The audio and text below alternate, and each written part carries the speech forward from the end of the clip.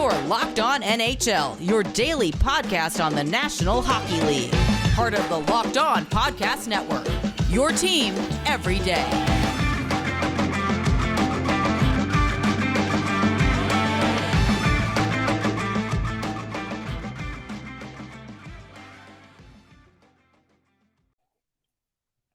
Hey there, hockey fans. Erica L. Ayala here, and I am bringing you another women's hockey report for the Women's Hockey Spotlight on the Locked On NHL show. Some of you may know me from Locked On Kraken, where I cover the most recent addition to the National Hockey League. Make sure you check us out over on Locked On Kraken, wherever you get your audio podcasts and on YouTube. Okay.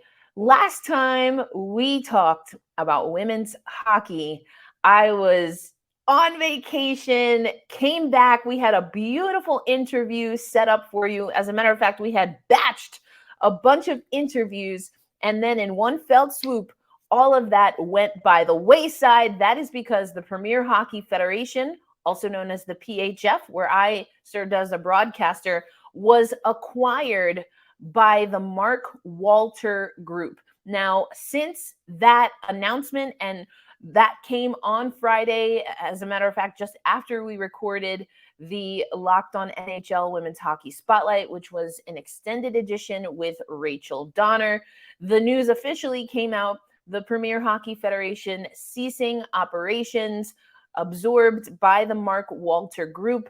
We also knew that at the time, formerly what was known as the PWHPA, that's the Professional Women's Hockey Players Association, had gone through the steps to officially ratify a collective bargaining agreement with the Mark Walter Group. This would be the first CBA in women's hockey.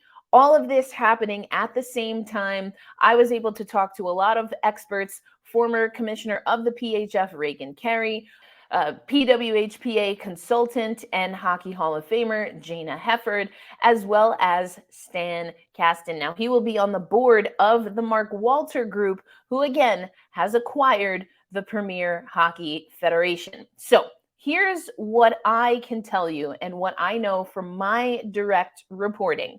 Yes, the Mark Walter Group acquired the Premier Hockey Federation. Now, Stan Kasten would absolutely not confirm, certainly did not deny, that there would be some carryover in staffing. Now, since that conversation with Stan Kasten that I had, and I was talking about Jana Hefford and Reagan Carey, again, commissioner of the PHF, Reagan Carey, and consultant for the PWHPA, Jana Hefford, he would not confirm or go on the record regarding if they would have a role in the new league. If you check out the reporting from the Hockey News and other places like the Ice Garden, you will find out that a lot of staff from the 7 PHF teams have not been retained. Now, we don't know how many staff members will carry over in the new league. But what Stan Kasten also would not confirm nor deny were the reports that it will be 6 teams moving forward. I asked Stan multiple times, multiple ways, and he has said effectively he has not confirmed that. We will know when we know, but that there will be, quote, breadcrumbs that are tossed about in the coming months. The next 30 to 60 days, we're already, I guess, arguably about 15 days into those 30 to 60 days, will be critical for the new league. I have seen a copy of what we believe to be the collective bargaining agreement, and I say it this way because I, in my reporting, have yet to be able to confirm that it is the ratified collective bargaining agreement, that being the copy of the CBA that was signed into action by the players and the Mark Walter Group. But this is what I can tell you from my reporting and from the document that I saw. There is still a hope that this league will start in January. That's 6 months or so from the time of the news of the PHF acquisition. But Stan Kasten says there's no website yet. There's no official name yet. I asked if any of the 7 markets from the PHF would carry over. He would not confirm that. There are also essentially 4 markets where players were playing and they had established roots in the PWHPA. We don't know if those are going to carry over either. So this could be brand new teams, brand new staff, obviously brand new players, and we just don't know. And today is July 14th, 2023. So there is a lot that this group has to do. A few nuggets regarding the CBA itself.